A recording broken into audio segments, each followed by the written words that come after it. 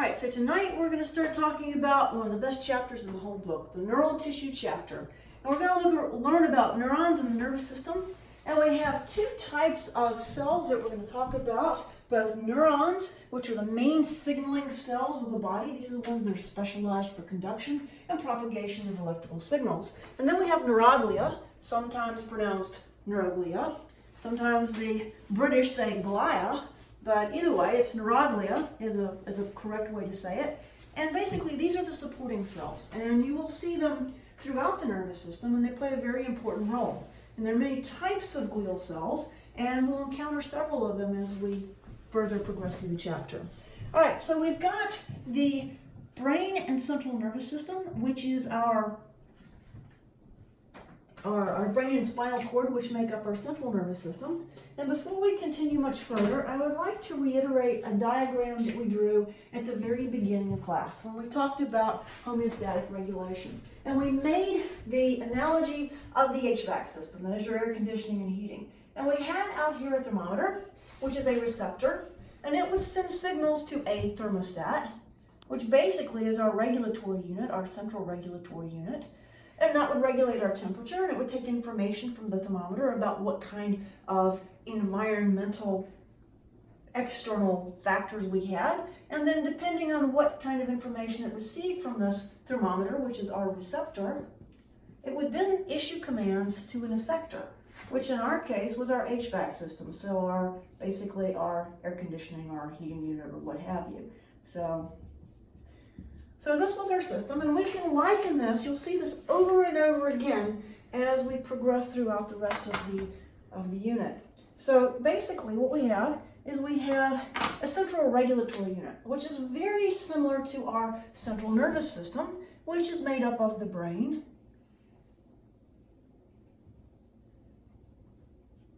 and the spinal cord.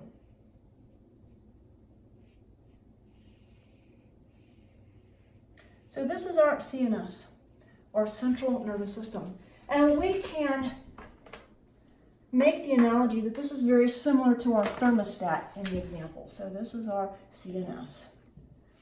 And then on the brain, coming out from the brain and the spinal cord, we have what are called the peripheral nervous system, or nerves. Now we have 12 pairs of cranial nerves, which are attached to the brain and the brainstem. And then we have 33 pairs of spinal nerves that come out from the spinal cord. I'm not going to draw them all, but you get the idea.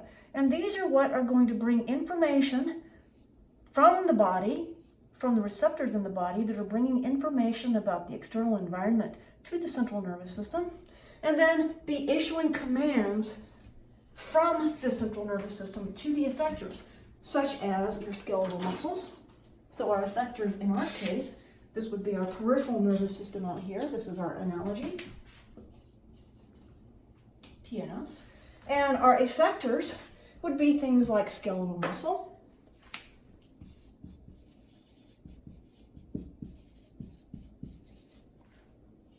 and things like smooth muscle,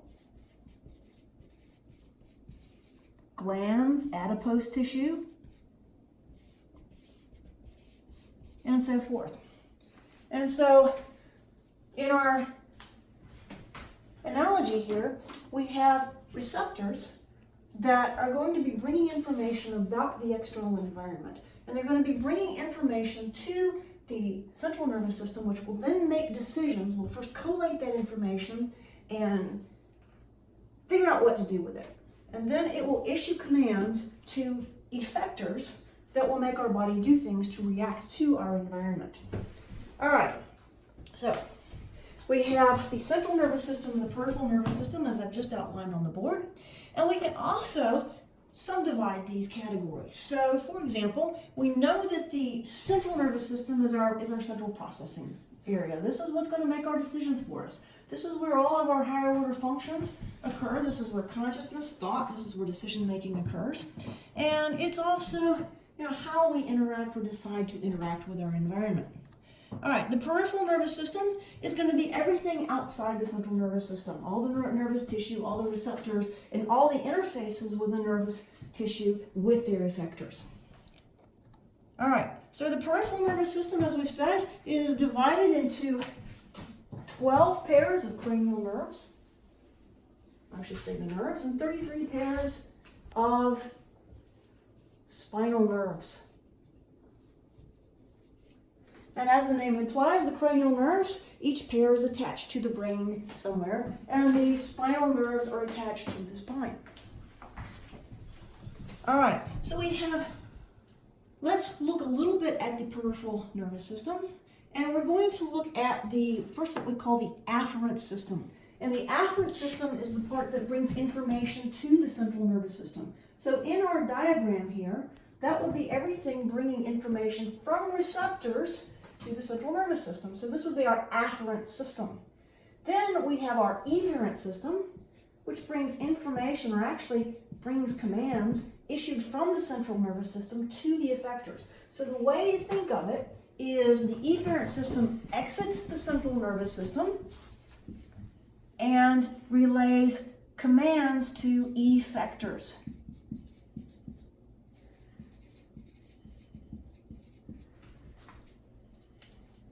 And in this way, we can react to things in our environment. So, for example, imagine you're walking down the street and you hear sirens suddenly and a police car comes screaming around the corner, and there you are in the middle of the road. What are you going to do? You're going to get out of the way, right? And the reason that you're able to do this is because you're receiving information in real time from the receptors, for example, your eyes, your ears, your senses. That information is being relayed to the central nervous system. Your central nervous system then processes that information, decides what to do with it, then issues commands to your skeletal muscles to move out of the way, right? All right. So, the receptors are the sensory parts that are going to be receiving the information from the external environment. So, for example, we've seen some receptors in class. We've seen, for example, the tactile corpuscles in our integument model, the lamellated corpuscles. These bring information about touch and pressure. We also have temperature sensations in our hands, pain, touch, temperature, pressure. All of these are generalized senses, and they all have receptors that are able to pick up that information. We also have what are called special senses that are located in the head, like your eyes, your ears, your taste, your olfaction, or your smell, and your sense of equilibrium, and that's your sense of being upright. That's what keeps you from falling over as you're walking down the street. So all of those are special senses, but in any case, all of them have receptors, and they are sensitive to a specific type of sensation, and they relay information about that to the central nervous system, which can then process that information and decide what to do with it and issue commands based on that. And that's what the effectors are. Those are the things being commanded by the central nervous system to do something. And we have several divisions of this. We have in the peripheral nervous system, we have what's called the somatic system. So I'll put P and S down here. So we have both the peripheral system, we have the somatic system, which controls skeletal muscles. And then we have the autonomic nervous system, which is not within our conscious control, and this is going to control things like smooth muscles, glands, adipose tissue, these kinds of things.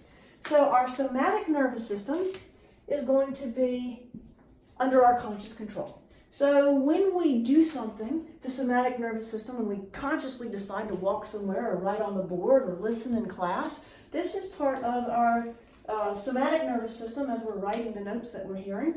So we consciously control this, and this controls our skeletal muscles. So the effectors of the somatic nervous system are going to be skeletal muscle.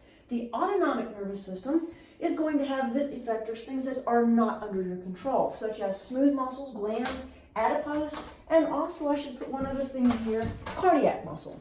So cardiac muscle. Because these are not things that are under your conscious control. Now within the autonomic nervous system, we have two divisions within the autonomic nervous system. We have the sympathetic division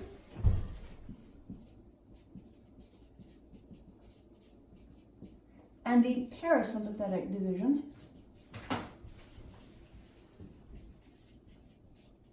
And these typically have opposite effects on the organ systems that they control. Most organ systems will have dual innervation from both of these. And one of them, the sympathetic nervous system, is what we know as the fight or flight nervous system, because it prepares you for conflict. The parasympathetic nervous system is known as the rest and digest,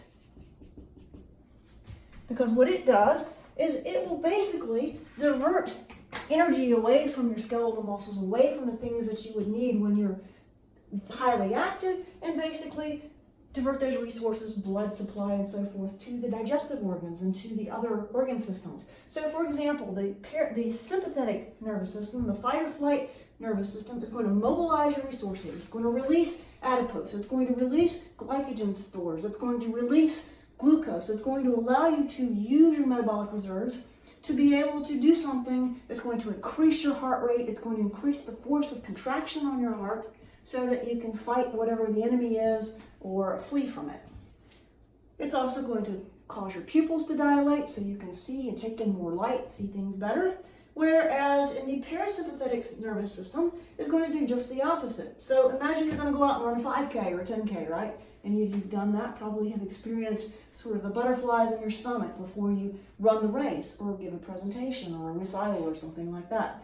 And that's the sympathetic nervous system kicking in to prepare you for whatever kind of confrontation or scary event may be coming up. So this mobilizes your resources, it makes you more alert, it heightens your awareness. Now once the events are done, the scary events, now you can relax.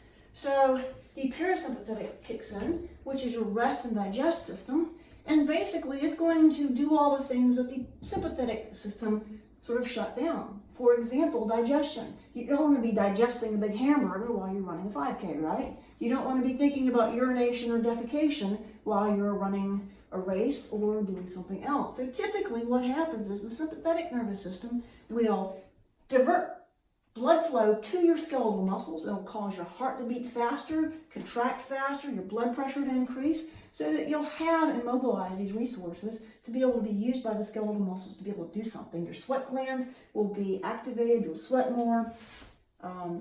These kinds of things will happen, and you will also divert blood away from the digestive system, and you will basically make the smooth muscles of the detrusor, which is the bladder muscle, relax so it's not contracting, and you'll basically shut down all urination and defecation responses. Now, when you relax after your big event, this is when your rest and digest system kicks in, the parasympathetic, and basically what happens is you then divert blood supply back to your organs, your internal organs, digestive organs, so they can do their job. You'll start having contractions and peristalsis within the digestive system, along the urinary tract. Defecation and urination responses will kick back in. You'll basically decrease your sense of awareness. Your pupils will constrict as you tend to focus more in the general sphere in your immediate surroundings rather than out in the larger scope of things. Now what's interesting is most organ systems are innervated by both, and they have an opposite effect on each other. So to take the heart, for example, as we know, the sympathetic nervous system is going to speed it up. So if you leave the heart to beat on its own devices, it typically sets its own pace, typically between 60 and 100 beats per minute, or typically 80 to 100 beats per minute. But if you stimulate it with the sympathetic nervous system, your heart will increase, your heart rate will increase, so that you can meet the needs of the threat. Now in the parasympathetic, that's going to slow your heart rate down. And typically, when we are at rest, the parasympathetic system is the one that dominates. So that usually brings our heart rate down to about 60 beats per minute.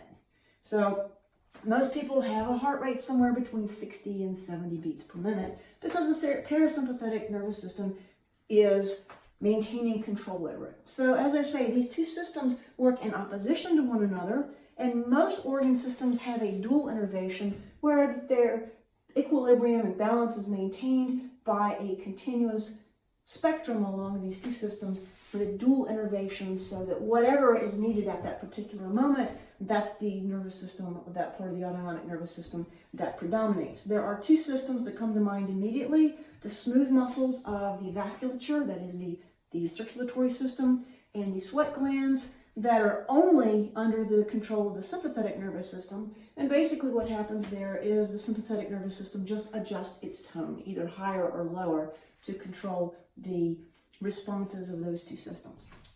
All right, so this is basically what we just went over. The somatic nervous system controls your skeletal muscles. That is under your conscious control. The autonomic nervous system controls your smooth muscles, glands, adipose tissue, cardiac muscle.